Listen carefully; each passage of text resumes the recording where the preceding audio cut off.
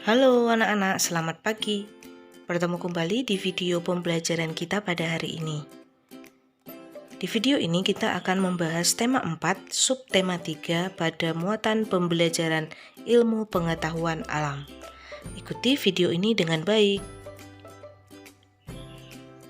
Di pembelajaran 1, kita akan membahas tentang pemanfaatan hutan. Pemanfaatan hutan yang berlebihan memiliki dampak bagi masyarakat dan juga hewan-hewan yang hidup di dalamnya, seperti orangutan, bekantan, beruang madu, dan berbagai jenis hewan yang terancam punah karena kehilangan tempat tinggalnya. Untuk mencegah kerusakan hutan yang semakin meluas, diperlukan langkah yang tepat untuk menjaga kelestariannya. Dampak pemanfaatan hutan yang berlebihan. Hutan merupakan salah satu sumber daya alam yang digunakan manusia untuk memenuhi kebutuhan. Pemanfaatan hutan yang berlebihan dapat merugikan manusia dan lingkungan sekitar. Pemanfaatan hutan yang berlebihan dapat mengakibatkan 1. Berkurangnya ketersediaan oksigen. 2. Suhu bumi semakin meningkat. 3. Mengakibatkan bencana alam. 4. Berkurangnya sumber makanan dan hilangnya tempat tinggal hewan. Manfaat sumber daya hutan. Yang pertama, sebagai tempat wisata dan rekreasi. 2. Penghasil oksigen atau udara bersih. 3. Mencegah banjir dan tanah longsor. 4. Habitat hewan dan tumbuhan. Hutan banyak memberikan manfaat bagi manusia dan lingkungan sehingga kita wajib menjaga kelestarian hutan. Penebangan hutan yang dilakukan secara terus-menerus dapat merusak lingkungan.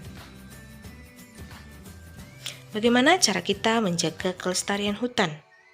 Yang pertama, menebang pohon yang sudah tua atau sudah tidak produktif. Kemudian, mencegah penebangan hutan secara liar dan sembarangan. Memanfaatkan sumber daya alam hutan secara bijaksana. Menerapkan sistem tebang pilih dengan membatasi jenis pohon yang dapat ditebang. Kemudian, melakukan reboisasi atau penghijauan, menanam satu tanaman untuk mengganti satu pohon yang sudah ditebang. Nah, di pembelajaran 3 kita akan membahas tentang pengelolaan sampah sebagai upaya menjaga kelestarian alam. Apakah sampah itu? Mungkin anak-anak sudah pada tahu, karena banyak sekali di lingkungan sekitar kita sampah. Sampah adalah sisa buangan dari suatu produk atau barang yang sudah tidak digunakan lagi, tetapi masih dapat didaur ulang menjadi barang yang bernilai. Sampah adalah sisa kegiatan sehari-hari manusia dan atau proses alam yang berbentuk padat. Sampah ini dihasilkan manusia setiap sekali melakukan aktivitas sehari-hari. Jenis-jenis sampah ada 2. Yang pertama yaitu sampah organik atau sampah basah. Contohnya seperti buah-buahan yang busuk atau sayur-sayuran busuk serta hasil kulit-kulit buah yang sudah kita gunakan. Kemudian yang kedua adalah sampah anorganik atau sampah kering seperti kaleng, bekas botol minuman, seperti itu. Nah, apa akibatnya dari penggunaan sampah yang berlebihan? Nah, akibat dari penggunaan sampah yang berlebihan adalah dapat mengakibatkan banjir. Ikan dan hewan laut mati jika kita membuang sampahnya ke laut. Kemudian udara tidak segar, mendatangkan penyakit dan mengurangi kenyamanan dan keindahan lingkungan. Nah, dengan penggunaan sampah yang berlebihan, kita juga harus bisa mengendalikan sampah. Ya, yang pertama cara pengendalian sampah yaitu memisahkan tempat sampah organik dan anorganik. Kemudian yang kedua, membuat kompos, yaitu mengolah sampah organik menjadi pupuk yang dapat digunakan untuk tanaman. Hampir 70% sampah kita adalah sampah organik. Sangat mudah dilakukan di rumah dan bernilai ekonomis jika kita mengubahnya menjadi sebuah kompos atau pupuk. Kemudian yang ketiga, membuat biopori. Biopori itu seperti gambar berikut ini ya.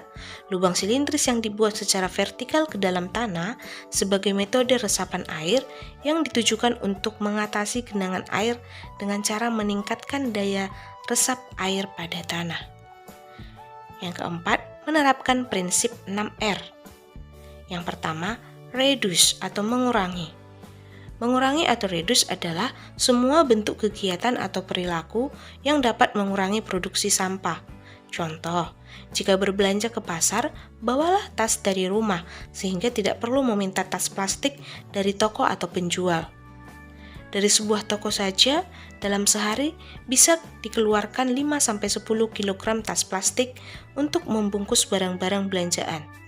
Coba kita hitung, berapa ton per tahunnya? Gunakan kaleng bekas atau karton bekas yang telah dimodifikasi untuk tempat menyimpan gula, minyak, garam, dan sebagainya, sehingga tidak perlu membeli wadah yang baru. Kemudian yang kedua, reuse, memanfaatkan ulang, yaitu menggunakan kembali barang bekas tanpa pengolahan bahan, untuk tujuan yang sama atau berbeda dari tujuan asalnya. Misalnya, kaleng bekas minuman digunakan sebagai tempat pensil, kotak bekas seperti sepatu digunakan lagi untuk membawa barang belanjaan, dan lainnya. Nah, contoh-contoh lain dapat dilihat pada gambar berikut ini. Kemudian yang ketiga, replace, menggantikan dengan bahan yang bisa dipakai ulang. Adalah upaya mengubah kebiasaan yang dapat mempercepat produksi sampah, terutama sampah yang mempunyai sifat sukar diolah dan berbahaya. Contohnya adalah mengganti kebiasaan memakai kantong plastik dengan kertas atau daun. Yang keempat adalah recycle, mengolah kembali, yaitu kegiatan yang memanfaatkan barang bekas dengan cara mengolah materinya untuk digunakan lebih lanjut. Kertas daur ulang dan kompos merupakan salah satu hasil kegiatan recycle. Nah, contoh-contohnya dapat dilihat seperti gambar di bawah ini. Kemudian yang kelima adalah refill. Refill artinya mengisi kembali wadah-wadah produk yang dipakai, misalnya minyak goreng, sabun, susu, atau lainnya yang ada wadahnya. Pada kesempatan berikutnya, belilah isinya, karena wadahnya sudah tersedia. Membeli isinya saja, harganya juga lebih murah, karena produsen menghitung harga penjualan barang dengan memasukkan biaya kemasan barang tersebut. Kemudian, yang keenam, repair, artinya melakukan pemilihan atau perawatan agar tidak menambah produksi limbah.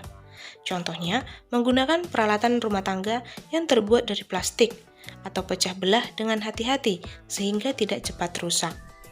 Di negara-negara maju, tindakan reuse, resell, reduce, dan repair telah diterapkan oleh masyarakat. Sudah selayaknya kita semua menerapkan pola hidup, mengurangi limbah dalam kehidupan sehari-hari, dan memberi contoh kepada masyarakat sekitar, karena dengan menerapkan prinsip 6R yang telah kita bahas, kita dapat ikut serta dalam melestarikan dan memelihara lingkungan agar tidak rusak atau tercemar. Nah, baiklah anak-anak, demikianlah penjelasan Ibu pada tema 4 subtema 3 muatan pembelajaran IPA. Semoga penjelasan ini bermanfaat untuk kita semua. Selamat belajar dan terima kasih.